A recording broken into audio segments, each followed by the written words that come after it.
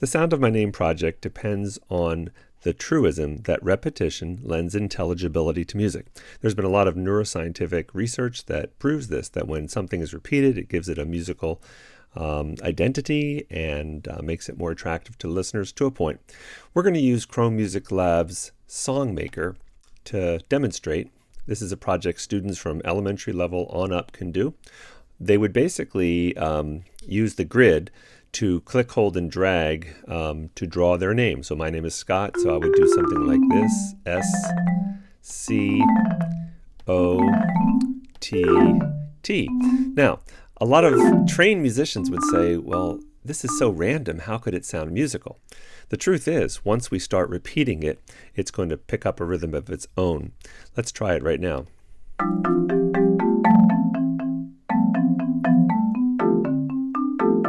All right, and it does have kind of a random sound to it, but when we start hearing it again and again and again, I'm going to put my last initial, W for Watson.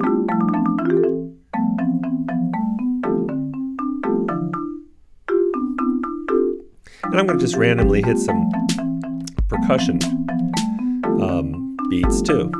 Add those. And again, they're part of the repetition that we're going to hear.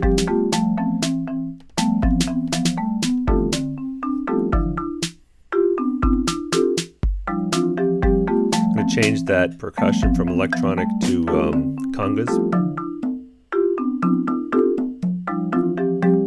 And change the marimba as the main instrument to strings.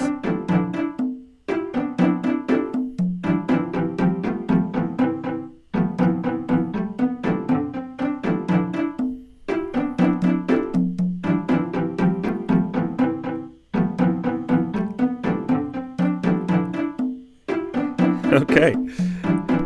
And some would say we have an attractive piece that doesn't sound that dissimilar from some contemporary concert art music.